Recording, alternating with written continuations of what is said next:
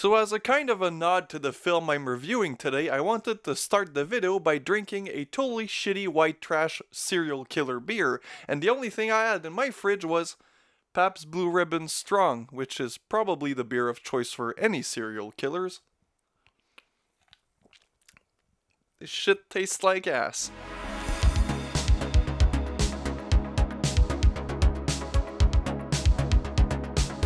Man, this is just nasty. Oh. Just as nasty as this film. Get it? That was a joke. It's not the best one, but it's still a joke. So yes, I finally watched the first entry in the August Underground series, which is probably surprising to a lot of you that, this was my first time watching the film. However, I've always been a fan of trying to find these movies on physical media, and until recently, this was impossible. It still is, but at least now Unearthed is releasing the trilogy on Blu-ray. Right after I bought the first one on DVD for an absurd price. The joys of being a collector. And I don't think I need to go too much into details about the influence this film had on the extreme cinema genre, especially the extreme horror genre, because after this, there was a plenty of rip-offs. Some were decent, some were really good, and some of them were straight up garbage. Thank you, Brain Damage Films. But this is the OG, this is the one that created a legacy. How is it as a film? It was just okay. Nothing more, nothing less.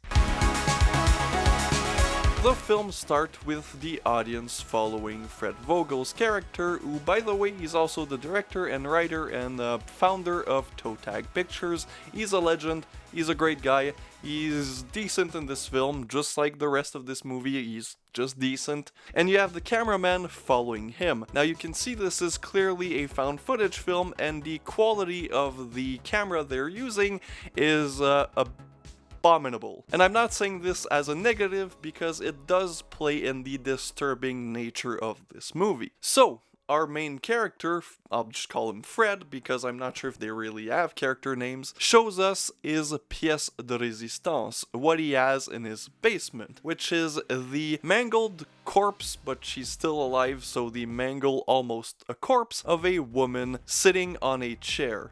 She hasn't been in a video in a while. She was curious, I guess, by the description of this film. The only real way I can describe what this basement looks like that is friendly for YouTube is I'm really glad this didn't have smell-o-vision. 'Cause there's a lot of feces. And blood.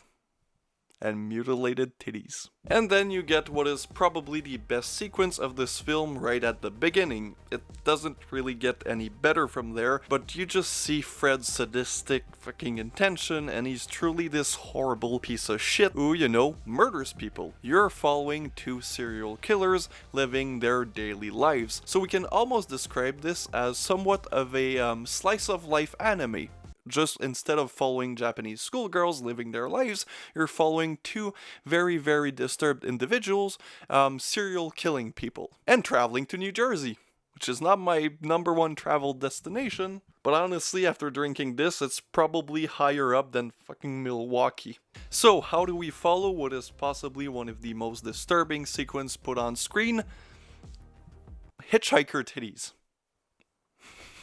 And then Fred's character murders the hitchhiker. And up to that point, I was really intrigued by the film. The character of the cameraman who just laughs at Fred's fucked upness is honestly like a breath of fresh air from one of these films. He's almost like this character who reacts to the film the opposite way the audience should. Then we go back to the basement and we see more of their antics. And again, this is masterfully crafted. It's so uncomfortable. Fred is in the bathroom cutting up the corpse, and then the cameraman is shoving feces into the mouth and the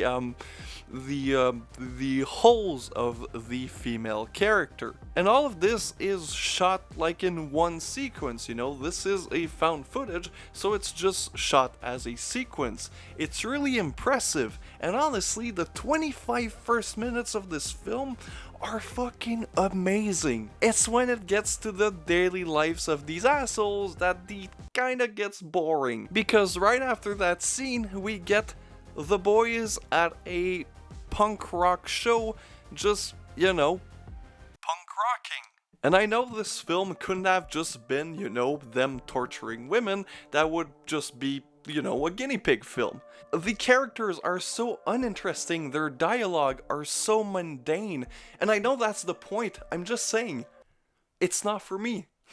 These scenes that are tortured just feels like Fred Vogel was just running around with the camera. He was like, I'm at a punk rock show, might as well film it and throw it into the movie. Oh, I was getting a new tattoo and having very uninteresting conversations with the tattoo artist. Put it in the movie. We need, you know, to up that runtime. After the punk rock show, you know, they just fuck around, they film, I think, a goat with, like, who's pregnant or has, like, giant balls. I don't know, I'm not sure, I'm not a ball expert. I only know my balls, and the only thing I can tell you about those is they smell like onion. I'm really not using my YouTube platform to look charming or seducing, am I? And then we get this scene, which honestly makes no goddamn sense. They go to New Jersey, cause you know, that's the movie, it's a road trip film after all, and then they visit a slaughterhouse. Which my problem is not the fact that they visit a slaughterhouse, for fuck's sake, my uncle at a slaughterhouse, I think it can handle animal carcasses. My problem is it makes no sense, it doesn't advance anything, it just feels like Fred was like, you know what's edgy? Slaughterhouses. And the guy that tours them around, who is he? How do they get into contact, and why is he showing two weirdos that aren't from there, that don't work there, what the slaughterhouse looks like? And then the boys rob a corner store, which again, that scene is brilliant. I love the tension, I love during the entire duration of the film, there's no music, there's no shitty dumb title cards that don't make sense, and the convenience store robbing is great. You really get to see the meat and the nastiness of these two psychos, especially the cameraman. Again, he's the highlight of this film. He made me laugh way too much, especially with what was going on the screen. And then we get more boring shit that's uninteresting, that doesn't advance the characters, that just feels like the two guys were just fucking around and we're like, let's throw that into the movie, to finally get to the final torture scene, which is, again, amazing. And then the film ends with the two guys fucking some prostitutes, I think, and then the final shot is Fred hitting one of them at the back of the head with a hammer, and then the other girl sees them and runs away, and then the end. I'm gonna get a lot of hate for this video, aren't I? We sniffed her ass too! It was our fucking turn! So, do I recommend August Underground? Yes, actually, I do. This is a must-watch if you're into the extreme and disturbing type of films. This has left a legacy that is still felt today, 21 years later, and this kind of led the way for future independent horror and extreme filmmakers to show them that they can do a lot. They can push the envelope of what is acceptable, what is moral, and for that, I love it. For the movie itself, it's okay. It's just okay. I haven't seen the sequels. Maybe it gets better. But August Underground, as a standalone film, ignoring the legacy, ignoring everything, is just an okay found footage film. Because these types of films are stuck together, are glued together by their characters. If you don't have, you know, okay characters, the film just doesn't work. And I'm not saying good people. These are serial killers. These are psychopaths. They're not good people. However, this doesn't mean they can't be interesting. Now, my opinion might change if I rewatch it. I'm gonna get that Blu-ray because I want to see the entire franchise. At least we can all agree on one thing. This beer tastes like ass. See you guys next week.